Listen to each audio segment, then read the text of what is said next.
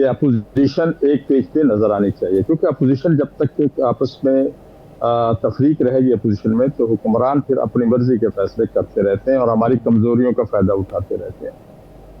आपने ये भी आपको अंदाजा होगा कि हमारे और पीटीआई के दरमियान में जो फासले थे, वो ऐसा लगता था कभी भी वो जो है फासले खत्म नहीं हो सकते, लेकिन हमने उनको खत्म किया। ये हमारी तरफ से इब्तिदा थी खत्म करने की। और हालांकि वो इस वक्त जिस मुश्किल में थे, शायद हम अगर हमारा कोई और हमारी जगह होता तो शायद उन फासलों को कम ना करता। फिर 26 की तरमीम हुई, उस पर बिल्कुल हुकूमत ने इनको नहीं पूछा तुम कौन हो कौन नहीं है, हमने इनको ऑन बोल लिया और एक एक चीज। सर ये तो हो गया सारा, ये तो हो गया, ये बातें आपने। अब बताएं क्या सूरत हाल है गौरी साहब। अब हम आपसे सुनना चाहते हैं, सारी कौम सुनना चाहती है, अब आज के इस इशाइये के बाद क्या सूरत हाल है? देखिए, ये हमने इसको जो सिलसिला हमने चलाया था, मैं वही अर्ज करना चाह रहा था कि हम अब उसको उस तरफ बढ़ रहे हैं जो मैंने बहुत अर्सा पहले भी कहा कि हम आगे की तरफ बढ़ रहे हैं और इंशाल्लाह इसको बहुत करीब आ जाएंगे। अब काफी मामला इस वक्त हमारे आपस में तय हो चुके हैं। राना साहब, मसला ये है कि जब जरूरत होती है इत्तेहाद तो बन जाते हैं, फिर बाद में मसाइल जो पैदा होते हैं इत्तेहाद बनने की वजह से, फिर मुश्किलात भी होती हैं। और आपको पता है कि हमने इससे पहले भी बड़े इत्तेहाद देखे हैं और इत्तेहादों के हिस्सा रहे हैं। तो इसलिए हम चाह रहे हैं कि मशवरे के साथ और कोई एक चीज़ तय हो जाए, कोई उसमें तहरीर की शक्ल में आ जाए। और मैं समझता हूँ कोई ऐसी बातें भी नहीं है, वो ऐसी बातें हैं जो आप और मैं सब पसंद करते हैं, उसमें कोई ऐसी चीज़ नहीं होगी इंशाल्लाह। तो उसको पीटीआई को भी काबिल कबूल है, उसमें कोई ऐसी बात हम चल। और ये सारी चीज़ें गलत है कि मौलाना साहब कोई ओहदा लेना चाहते हैं, ये सब चीज़ें गलत है कि हम कोई उनसे सीट एडजस्टमेंट करना चाहते हैं। ये हर किसी के अपने अपने ज़हनी अख्तरा है। हम वो चंद चीज़ें जिन चीज़ों की वजह से हमारी और इनके दरमियान में फासले हुए और इनकी हुकूमत के दौरान हमने इनके खिलाफ एहतजाज किया और वो हुकूमत गई, हम वो चीज़ें चाहते हैं कि उनके हमारे और इनके दरमियान में एक याददाश्त की सूरत में एक चीज़ तय हो जाए। हो गई आज? इसके अलावा हम कुछ नहीं। आज तय हो गया? अच्छा असलम, आज तय हो गया सर? जी बैठे हुए हैं, अल्लाह करे। आप जो कह रहे हैं कि इंशाल्लाह इसको हम तो चाह रहे हैं इस स्टेप जल्द से जल्द हो, क्योंकि जरूरत है, मुल्क को जरूरत है, कौम को जरूरत है।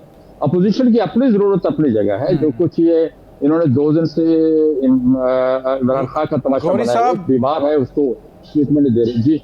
जी साकिब साहब। गौरी साहब, पीडीएम की सरबराही आपके पास थी, बड़ी भरपूर तहरीक आपने चलाई, आपने एक मुंतखब हुकूमत को उसके खिलाफ अदम एतमाद कामयाब कराने में पीडीएम इकट्ठी थी।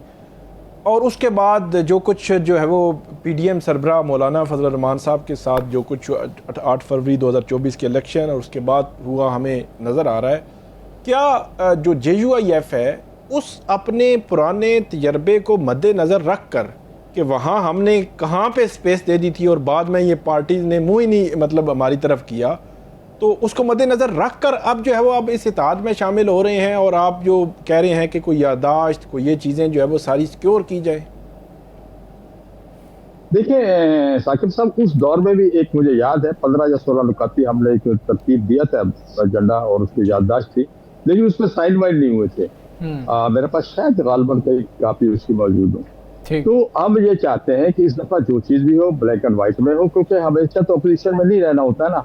शायद हमने तो रहना होता है, तो जिन्होंने नहीं रहना होता है वे उनको कहीं ना कहीं उनको हम पाबंद तो करें किसी चीज पे। तो इसलिए हम चाह रहे हैं कि हम चाह रहे हैं कि जो चीज भी तय हो, जो चीज भी तय है उसको बाकायदा एक तहरीर की शक्ल में हो और मीडिया पे भी आए, आपको भी पता चले हमने क्या तय किया है। और ये जो इस तरह की चीजें हैं कि ये भी फलां होता मांग रहे हैं या फलां सीटें मांग रहे हैं, ये फिर वो नफाक पैदा करने वाली चीज। जब हम करीब आते हैं तो इस तरह की चीजें शुरू हो जाती हैं। अच्छा साहब, ऐसी गौरी साहब जी, इस सवाल को थोड़ा सा मैं मजीद थोड़ा सा खोलता हूँ। आपके कहने का मकसद ये है कि आपने मुस्लिम लीग नून और पीपल्स पार्टी के साथ थे और अब जब ये आए हैं इन्होंने 26वीं तरमीम भी की, 27वीं भी और भी तरमीम की, जिससे JUIF भी इख्तलाफ कर रही थी। आप मतलब इस लेवल की चीज़ें जो करना चाह रहे हैं कि कल अगर आप जब आप में से कोई पार्टी PTI या कोई इख्तदार में भी आए तो कम से कम इन पॉइंट्स पे जो है वो आप एग्री करें कि आप कुछ नहीं करेंगे, क्योंकि मुस्लिम लीग नून वो वोट को इज्जत दो से लेकर पता नहीं कहां से कहां पहुंच गई। मैं पिछले प्रोग्राम में भी आपके एक दफा कह चुका हूं कि हमें जिन चीज़ों से PTI की हुकूमत से कोई काम कर रहे हैं और वही चीजें जो जिसकी वजह से हमने उनके खिलाफ तहरीक चलाई थी, वो चीजें आज मौजूदा हुकूमत भी कर रही है। तो हम ये उस वक्त हमारे साथ थे, उस वक्त हम जब ये बातें करते थे तो हमारे लेफ्ट राइट पर खड़े होते थे, इनको बड़ी पसंद थी बातें। अब वही काम वो कर रहे हैं, उसमें मदारस का मसला है, मसाजिद का मसला, दीगर कुछ चीजें हैं ऐसी जिसपे मैं नहीं कहना चाहता कम रोज वक्त की बातें। तो बहुत सी ऐसी चीजें हैं जिन पे हम चाहते हैं कि ऐसी चीजें चलें सब एक समझा दें, दोनों को पीपल्स पार्टी भी छतरी के नीचे आ जाएगी। हाँ, किसी इशाइया या जोहराने में आपके साथ शामिल होगी? हजूर उनको दो रंगी छोड़नी पड़ेगी और यक रंगी होना पड़ेगा। इसलिए कि अगर मौजूदा हाइब्रिड निज़ाम है, जिसके बिलावल साहब बार बार कहते हैं कि हाइब्रिड निज़ाम है और फार्म 47 की हुकूमत है, तो हजूर ये इसको तो